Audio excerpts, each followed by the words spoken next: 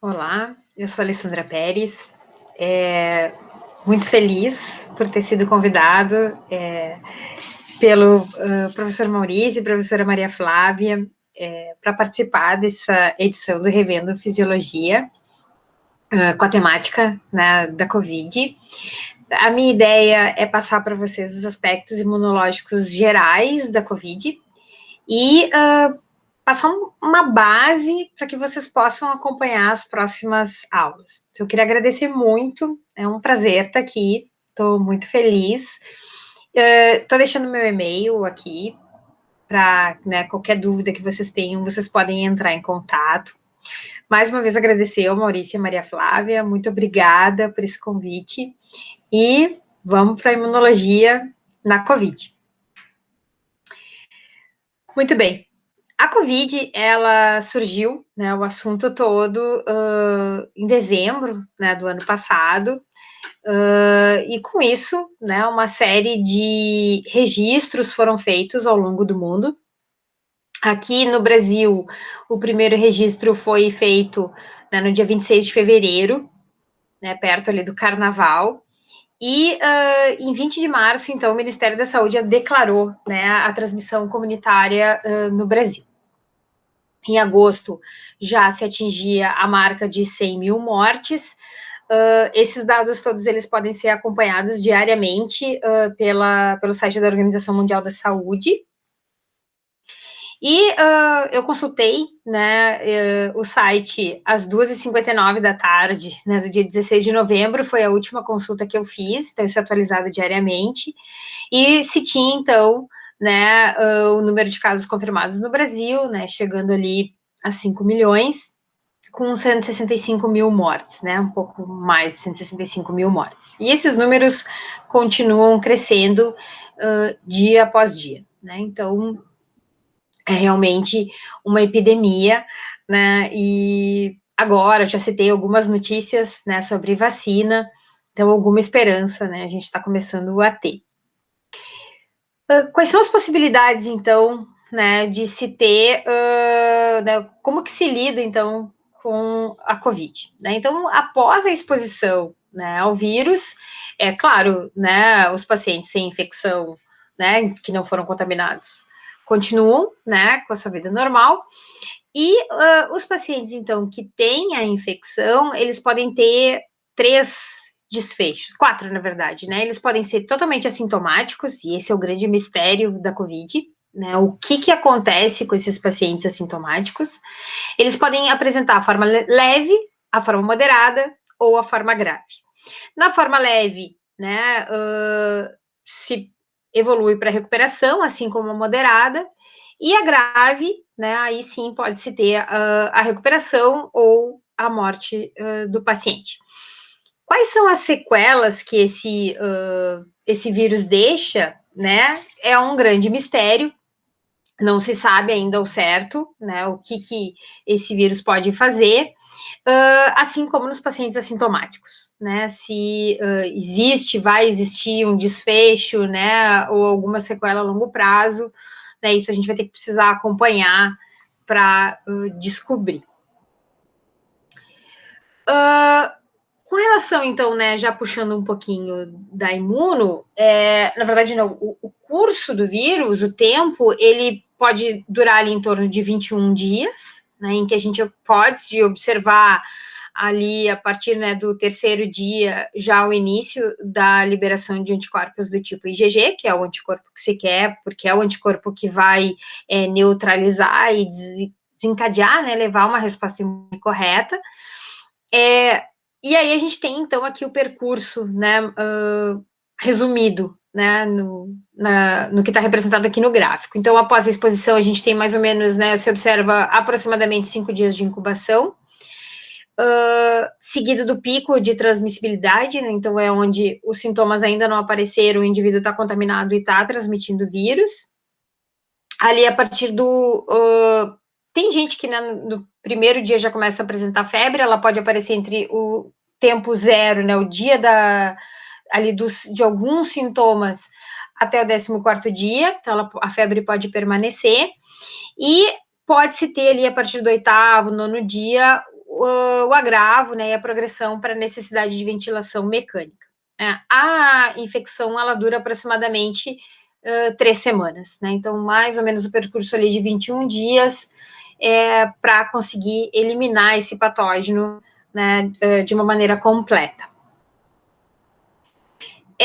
Então, dentro dessas 3 semanas, né, o paciente pode já se recuperar na primeira semana, quando se tem, então, essa doença leve, né, das vias respiratórias superiores. Na segunda semana pode aparecer uma pneumonia localizada e inflamação disseminada, né, e a gente vai falar bastante sobre isso, da questão dos processos inflamatórios sistêmicos. E, né, ali, depois da segunda semana, né, até um mês, o que pode se olhar, né, e observar nos pacientes graves é a, né, tempestade de citocinas, a sepse, né, o desenvolvimento, então, da síndrome respiratória aguda e podendo chegar, né, na falência de múltiplos órgãos e até uma sepse secundária. Né? Então, esse aqui seria o quadro mais grave, né, da COVID. Então, os principais sintomas, né, os sintomas mais comuns que se observam, né, que a maioria dos pacientes relata é a febre, a tosse seca, né, a sensação de exaustão, né, o cansaço é bem intenso, né, bem importante, anorexia e a perda do olfato e do paladar. Né, e os sintomas menos comuns seriam a náusea, diarreia, enxaqueca, manifestações cutâneas e a rinorreia. Né, então, claro que isso varia muito de paciente para paciente, né, ainda não se sabe ao certo o perfil do paciente, porque que alguns desenvolvem, né, esses sintomas comuns e menos comuns, mas, né, alguns parecem ter relação com a própria resposta imune, né, como a febre, a anorexia, então são sintomas que estão relacionados com o processo que é gerado por conta da presença, né, desse vírus. As apresentações severas, elas apresentam complicações neurológicas, né, síndrome respiratória aguda grave, dano cardíaco, renal, disfunção hepática e até complicações trombóticas e choque, né. E nas comorbidades associadas com a forma severa, o que se tem são as doenças cardiovasculares, diabetes, hipertensão, dano pulmonar crônico e doença renal.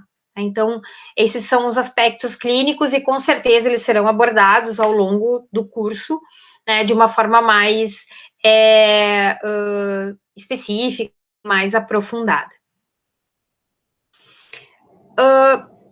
Então, alguns, né, estudos mostraram a questão das comorbidades associadas, né, então, o peso, né, o sobrepeso e os obesos, né, grau 1 e grau 2, eles aumentam, né, o perigo e a chance de complicar, né, e ter, então, esses aspectos clínicos mais graves.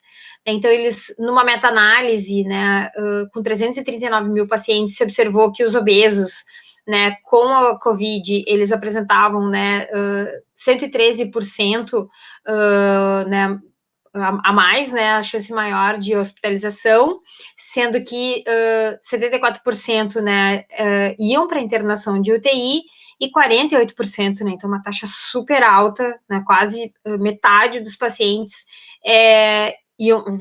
foram a óbito, né, nesses pacientes avaliados.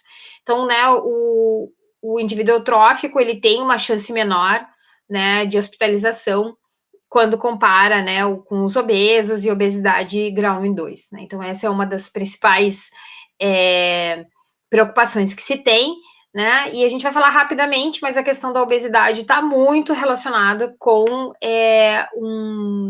um processo inflamatório, né, clínico de baixo grau, né, então parece que a COVID, ela acaba se beneficiando, né, desse estado imunológico inflamatório crônico, que já está estabelecido no obeso, né, e isso acaba aumentando, então, a taxa de hospitalização, né, e aumentando muito a questão, né, da chance de ir a óbito.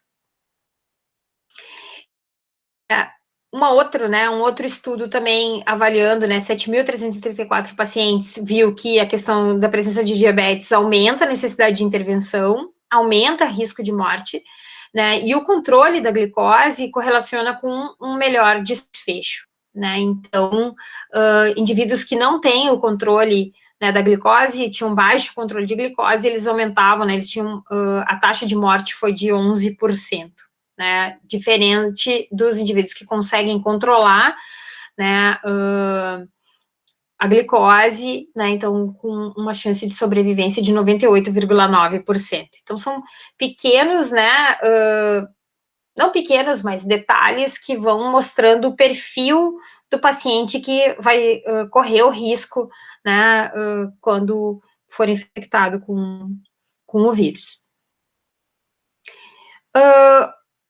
Covid, então, né, ele é um vírus, né, vocês já devem ter ouvido falar, principalmente da proteína, né, spike, que é uma das estruturas que o vírus usa para ancorar nas células, mas ele é um vírus, né, formado por envelope, né, núcleo capsídeo, ele possui dentro, né, acoplado ao envelope a membrana M, a membrana E, né, e a proteína spike, né, então são as principais estruturas, né, em que tem se buscado muito a questão das vacinas focadas nessas estruturas, né, então, com relação à identidade, né, ao SARS-CoV-2, ou Covid-19, ele tem 50%, né, de semelhança em nucleotídeos, né, de identidade com o vírus da gripe comum, né, então, 55% com MERS, né, e com os vírus que infectam, né,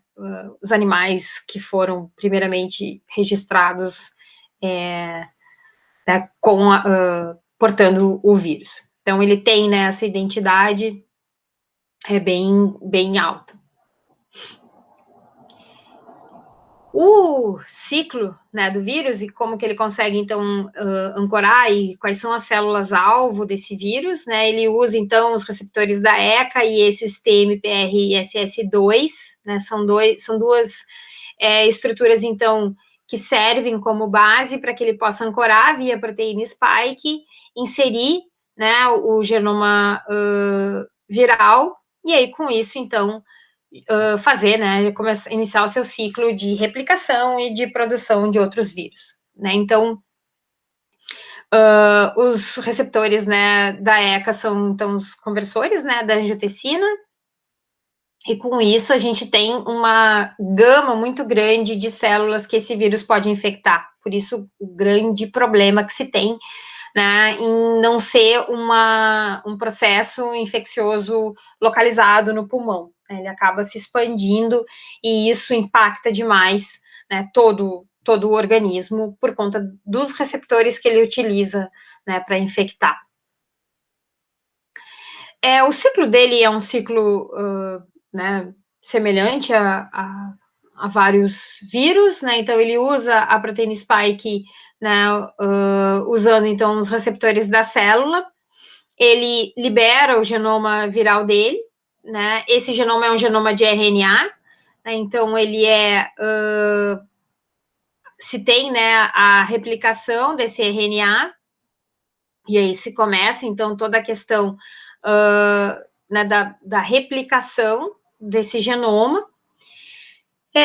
Com isso, então, as proteínas virais, elas vão ser traduzidas, né, então, tem todo aquele direcionamento para que a célula passe, né, a replicar e produzir novos vírus.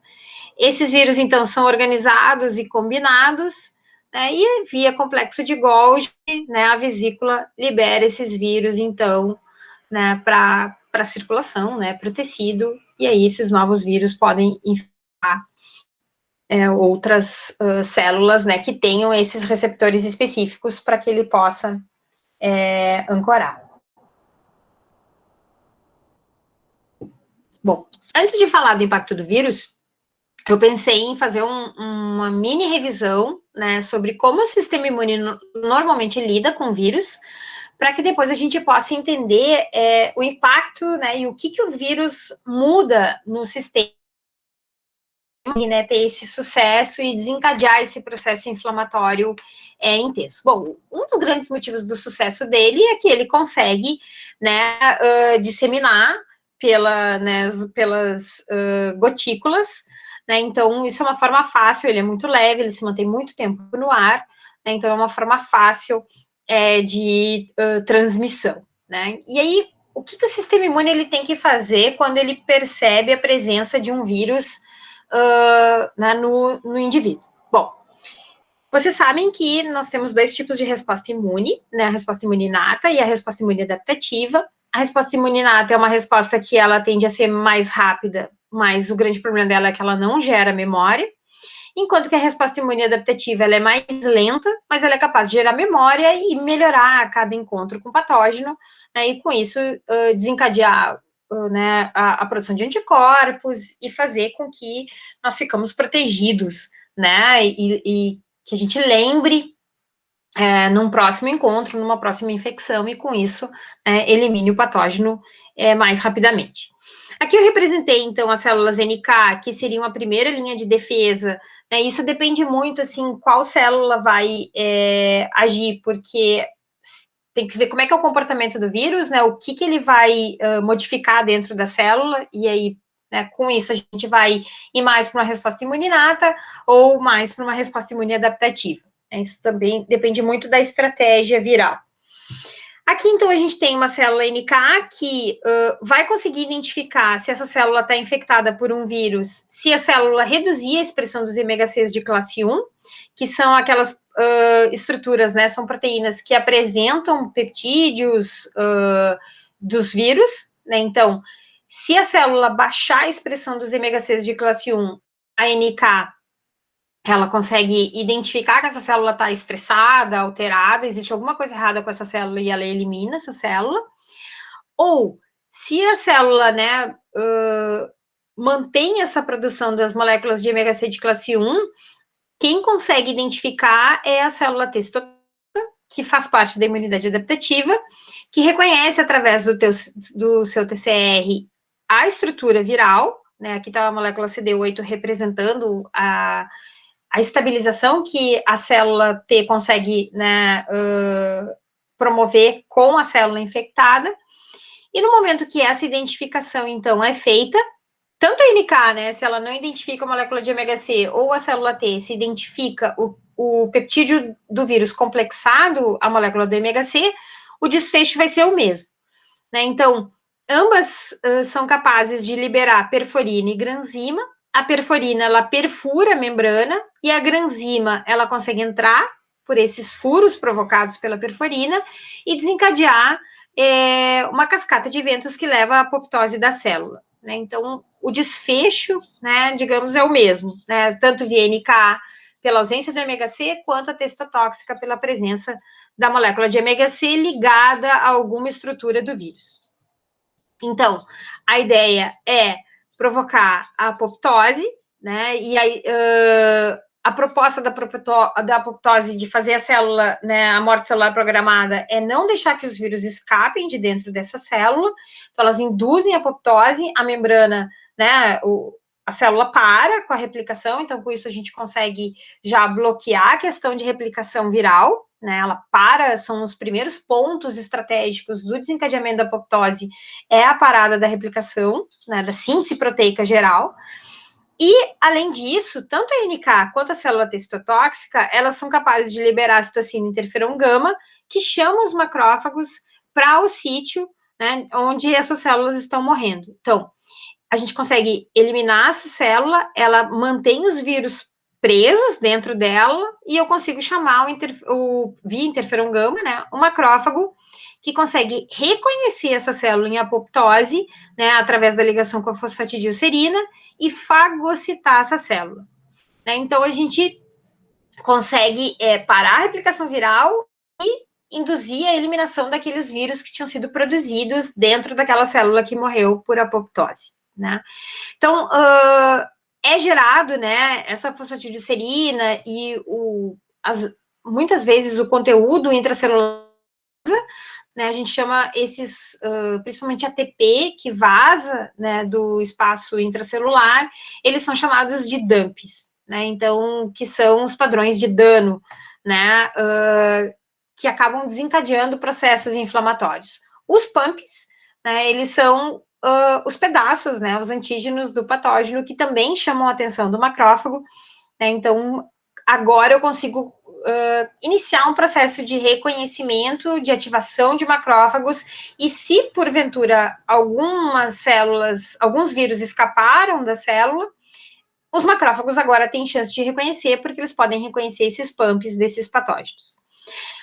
Isso aqui, né, claro, a gente já está falando de imunidade inata e imunidade adaptativa, mas eu inicio a resposta imune adaptativa, que é a resposta que nos interessa, porque é a resposta que vai gerar memória, através da célula T citotóxica.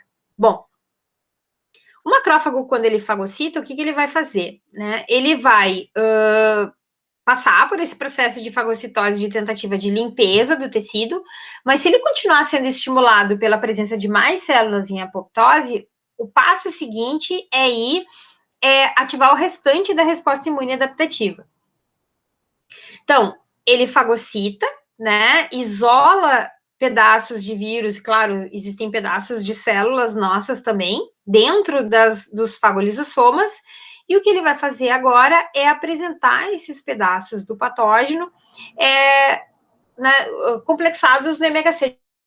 Então, agora ele já pode conversar com uma outra célula que pertence à imunidade adaptativa, que é a célula T auxiliar. Ele migra para o sítio, né, para um linfonodo próximo, aonde se tem a presença das células T auxiliares, ele apresenta para as células T auxiliares esses antígenos, e essas células T auxiliares, elas fazem o processo de expansão clonal. Então, elas vão migrar em direção, né, ao sítio de infecção e vão auxiliar muito o linfócito T citotóxico, que está aqui na linha de frente, reconhecendo células infectadas e matando elas por apoptose, eliminando, né, essas células infectadas por apoptose. E a célula T auxiliar, ela auxilia demais liberando a interleucina 2. Essa citocina, ela ajuda o linfócito T citotóxico a se tornar mais citotóxico, liberar mais perforina e granzima e eliminar mais rapidamente essas células infectadas. Então, agora eu já tenho uma segunda célula no combate ao vírus. Então, a T auxiliar, ela não age diretamente sobre a célula infectada, mas ela auxilia os linfócitos T citotóxicos e também auxilia os macrófagos liberando interferon gama. Esse padrão de células que a gente está falando, que interessa para uma resposta contra vírus, são as células auxiliares do padrão 1, né, ou as células TH1, que liberam principalmente interleucina 2 e interferon gama. São citocinas que promovem processos inflamatórios, mas que são necessárias para a eliminação, né, desse tipo de patógeno.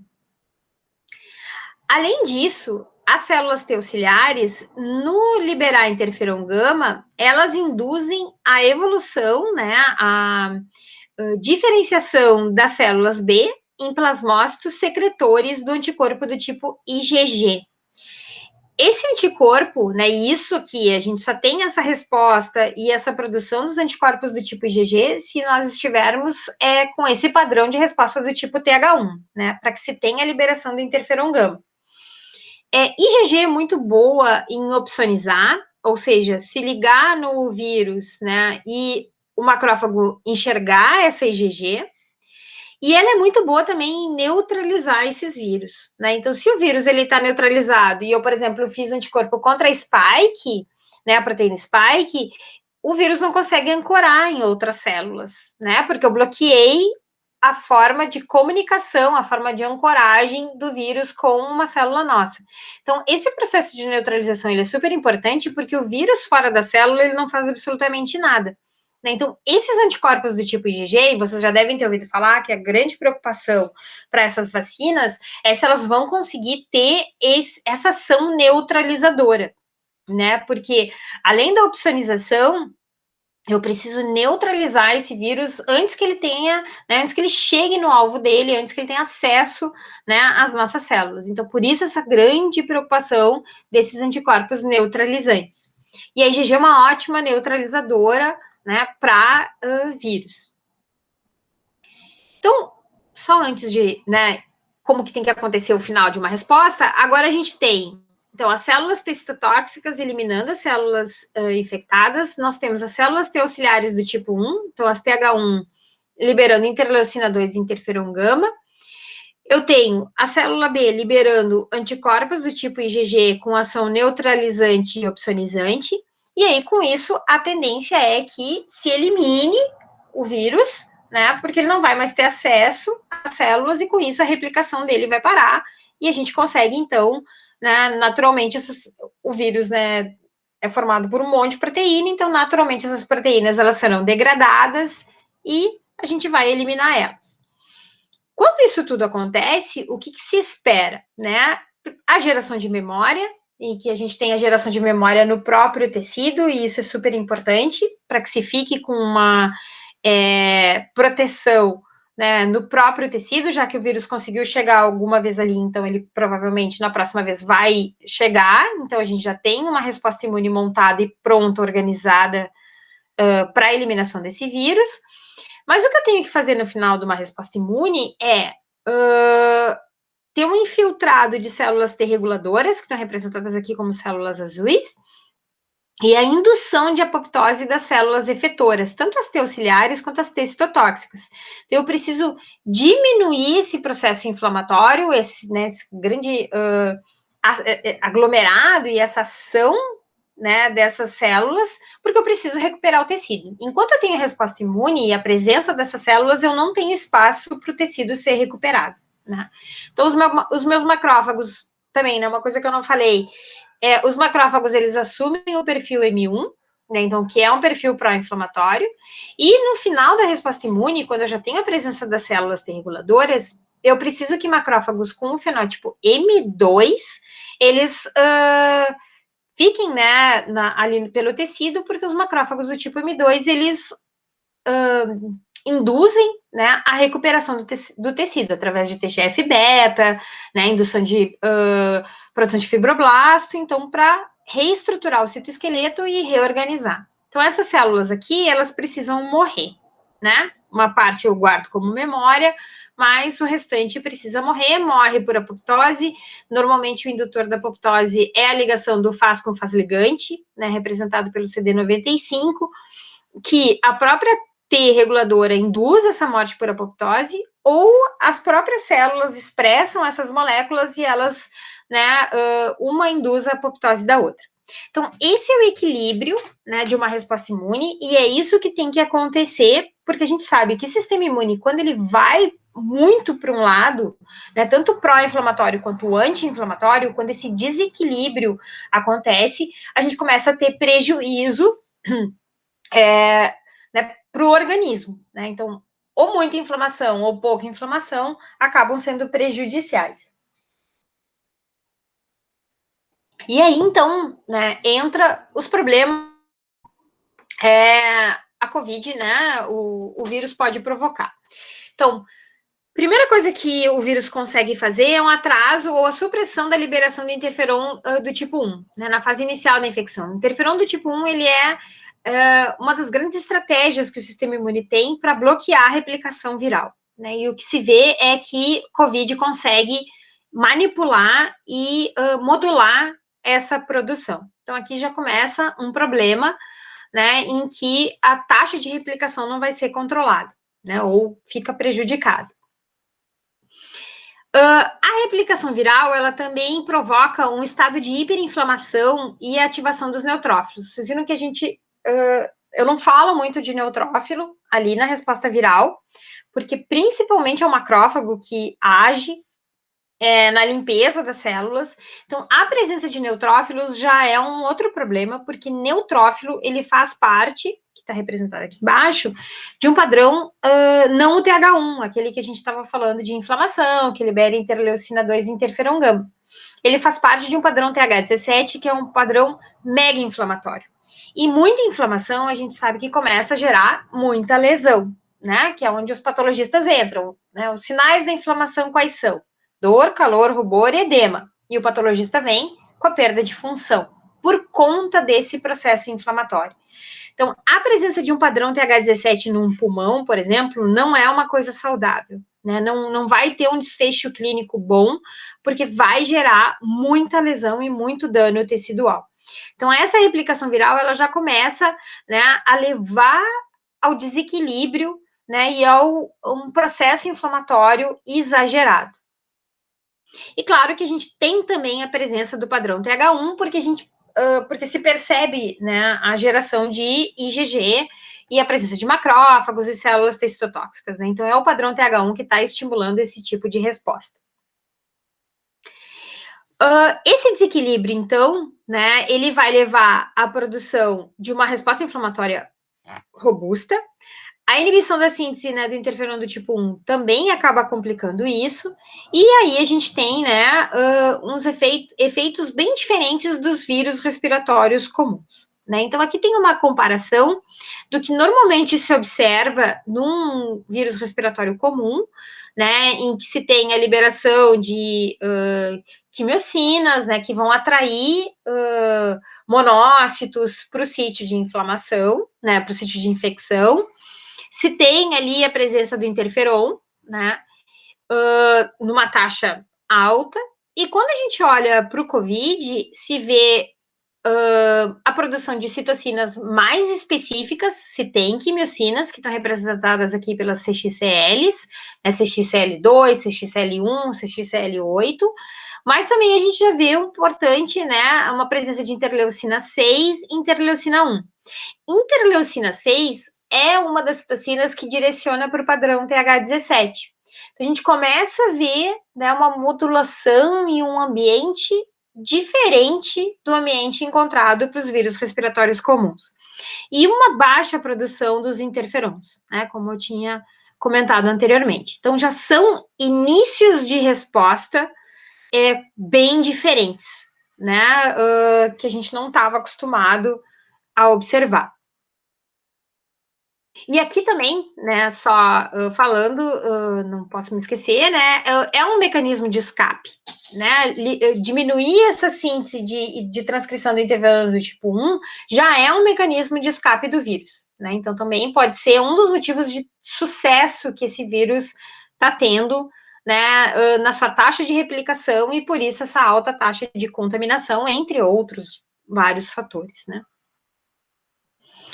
Em casos graves do COVID, o que se observa? Né? Então, se observa um perfil pró-inflamatório com a presença de monócitos, uma baixa ativação de monócitos, então esses monócitos não conseguem fagocitar na taxa adequada aquelas células que estão sendo eliminadas, né? Então, e também o reconhecimento dos pumps do patógeno não é o que se observa normalmente.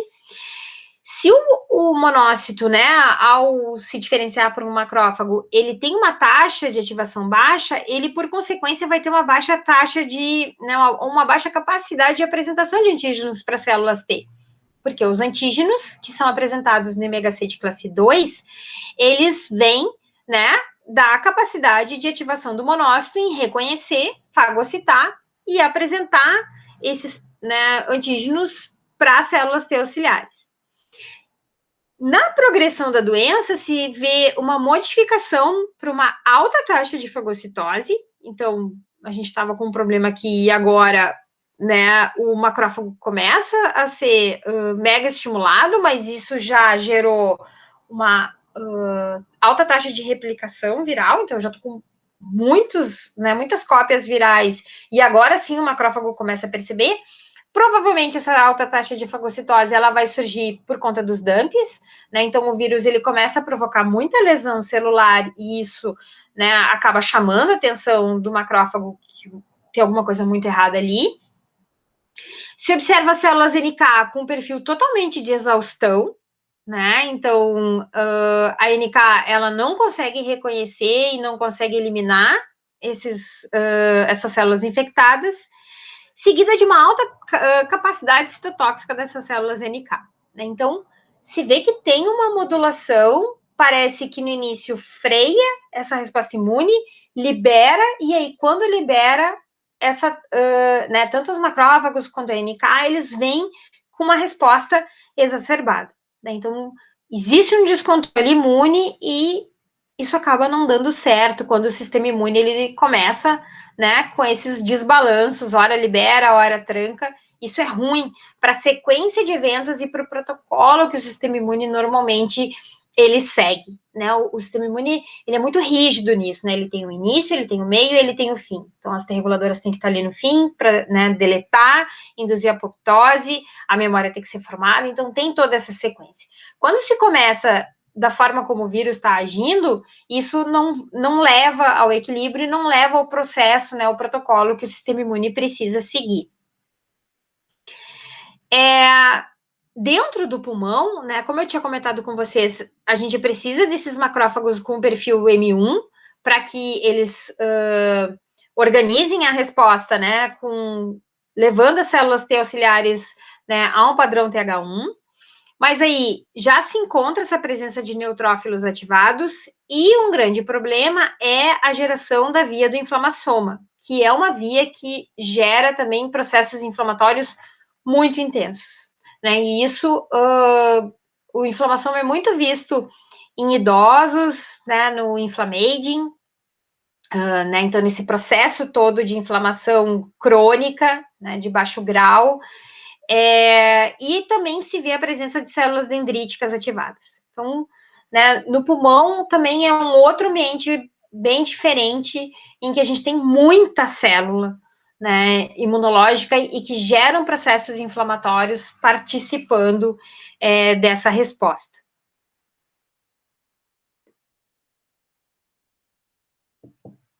Aqui, só para que vocês tenham uma ideia, né, da toda a cascata intracelular, então, de ativação,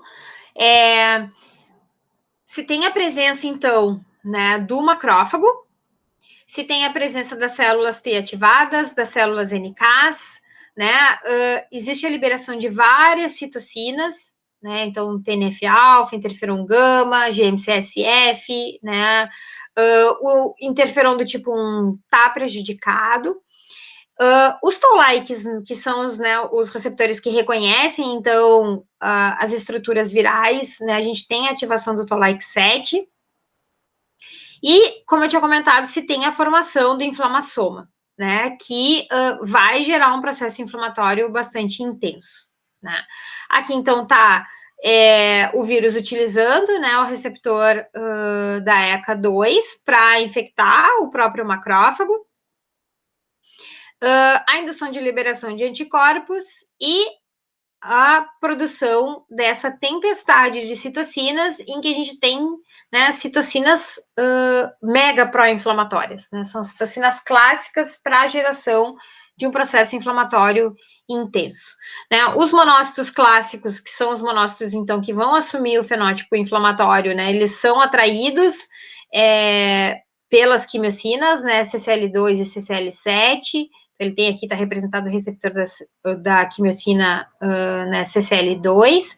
Então, o que se tem é esse, né, recrutamento de macrófagos e essa ativação, né, essa cascata intracelular ao NF-κB, né, que está ligado, né, um fator de transcrição ligado diretamente à produção de citocinas pró-inflamatórias, né, principalmente L6, TNF-alfa, L8 e a IL-10 é anti-inflamatória, né, e L1RA também é anti-inflamatória. Então, aqui representados, né, a ação do NF-κB na IL-6, no TNF-alfa e na interleucina 8. Existe também, né, uma grande disfunção eritrocítica, né, existe uma bagunça, digamos assim, nos neutrófilos, é gerado, né, existe uma produção exagerada de espécies reativas de oxigênio, e excesso de espécies reativas de oxigênio produz, né, um desbalanço, redox, e isso é extremamente prejudicial para o tecido, né, e para a recuperação do tecido, então gera mais inflamação ainda, né, mais dano e mais inflamação, o que acaba, né, gerando, então, o dano alveolar, né, então também essa presença, né, esse desbalanço entre pró-oxidantes e antioxidantes acabam prejudicando também tanto a resposta imune, né, quanto o tecido, né, acaba provocando dano no tecido. Então, a tempestade de citocinas, né, que é uma das grandes preocupações que se tem, esse indivíduo, como que ele vai responder, e aí entram todos, né, que eu imagino que vai ser falado aqui, dos benefícios né, de quem pratica atividade física, né, pré-Covid, né, porque pós-Covid, né, até onde eu li, existem problemas em o indivíduo ainda estar com o vírus e realizar atividade física, imagino que isso vai ser falado. Mas a questão de se ter um ambiente anti-inflamatório por conta da dieta, por conta da realização de atividade física, se acredita que sejam, né, tanto a dieta quanto a atividade física, são fatores que protegem o indivíduo de produzir essas citocinas, nessa tempestade de citocinas. Então, normalmente ela inicia com um processo inflamatório nas vias aéreas inferiores e superiores, provoca um dano pulmonar, levando a uma síndrome de resposta inflamatória sistêmica, né, porque citocinas, elas ganham a circulação, né, e por onde elas vão passando, essas citocinas pró-inflamatórias, elas vão gerando inflamação, e aí provoca, né, esse crosstalk entre pulmão e órgãos periféricos. Por isso que, né, um dos grandes desfechos que eu tinha dito lá a inflamação sistêmica, o que pode levar à falência, né, de múltiplos órgãos. Então, essa tempestade é um dos grandes problemas, né, que os pacientes infectados pelo vírus, né, enfrentam. Comparando, então, entre, né, os diferentes vírus, né, então, SARS-CoV, MERS-CoV e né, o Covid-19, SARS-CoV-2, né, olhem, né, percebam a diferença da quantidade de citocinas que são produzidas, né, sendo na sua maioria pró-inflamatórias, né? E a L10 a gente costuma, né, associar ela com perfil anti-inflamatório, mas se a L10 está misturada no meio de tanta citocina pró-inflamatória, ela acaba, né, contribuindo ou não tem efeito algum anti-inflamatório.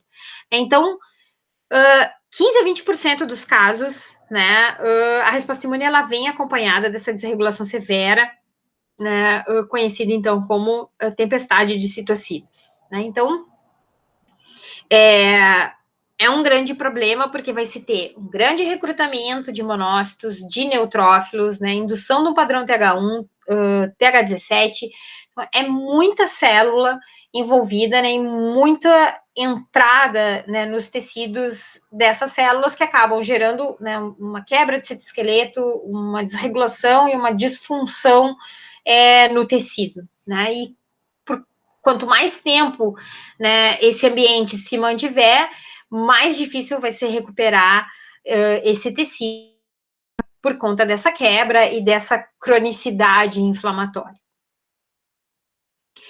Esse artigo ele mostrou, né, que se os níveis das citocinas eles pró-inflamatórias, né, eles são baixos, a chance de sobrevivência é mais alta, né? Então eles fizeram a taxa de probabilidade, a probabilidade de sobrevivência, né? Então o vermelho seriam altos níveis de citocinas, né, e o azul baixos, e aí a gente vê, então, que a taxa, né, de sobrevivência é muito maior quando os indivíduos têm baixos níveis, né, principalmente da IL-6 e L8, o TNF-alfa e L1-beta, que são os clássicos, né. TNF-alfa e L1-beta, eles promovem aumento da permeabilidade vascular, né, e aumento das moléculas de adesão, então, para provocar o recrutamento das células, e L6, né, está direcionada junto, né, com TNF-alfa e L1-beta a induzir, né, um aumento da temperatura, então provocar febre, provocar liberação de proteínas de fase aguda de inflamação. E a IL-8, né, ou também conhecida como CXL8, é a quimiocina que vai recrutar monócitos, né, e neutrófilos para o sítio de infecção. Então, se a gente tem uma taxa menor dessas citocinas, a chance de sobrevivência é maior por conta, né, desse processo inflamatório ser mais controlado. O sistema complemento, né, que faz parte da imunidade inata, que está aqui, ó, ele também, que é uma coisa, né, que normalmente a gente não fala, mas eu achei interessante trazer, a liberação e a ativação, né, principalmente do componente 13 e do componente 5, está associado ainda mais a danos pulmonares, né? O que o C13 e o C5 fazem, né? Eles são clivados durante o processo da cascata de ativação do sistema complemento, e o C3A e o C5A, eles são, eles agem como quimiocinas, principalmente para recrutar neutrófilos e macrófagos. Então, além da interleucina 8, além de eu estar com o aumento da permeabilidade vascular, né, e das moléculas de adesão, eu ainda vou ter a liberação do sistema complemento, que vai recrutar da circulação mais neutrófilos e macrófagos, né? Então, aqui tem, né, de novo, toda, né, a linha de tempo aqui, entre, né, até ali entre 7 e 14 dias para chegar na síndrome respiratória, se tem, então, a liberação, né, dos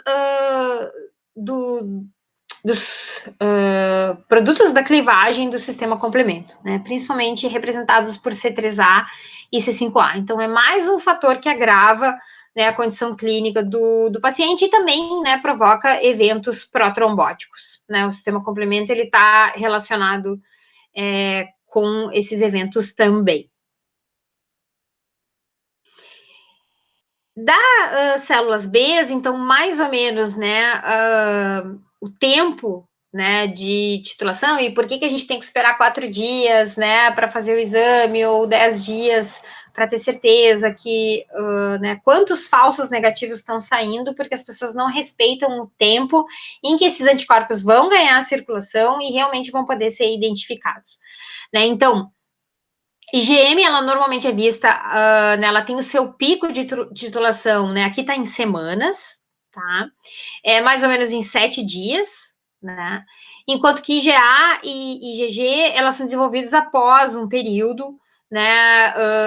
Então, você precisa esperar um pouco mais do que os 7 dias, e a tendência é permanecerem com títulos mais altos, né? IgM, ela tem aquela explosão ali nos 7 dias, mas a tendência é que ela caia, porque aí a resposta imune específica, o padrão TH1, consegue direcionar para, né, liberação de IgG, e aí sim a gente tem essa resposta mais específica.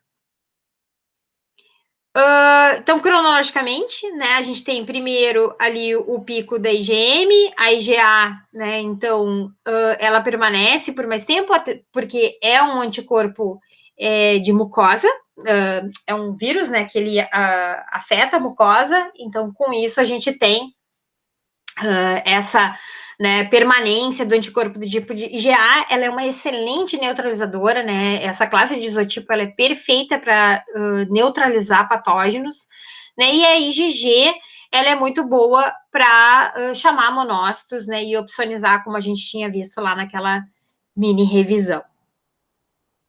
Então, resumindo, né, o impacto do COVID no sistema imune, da COVID, né,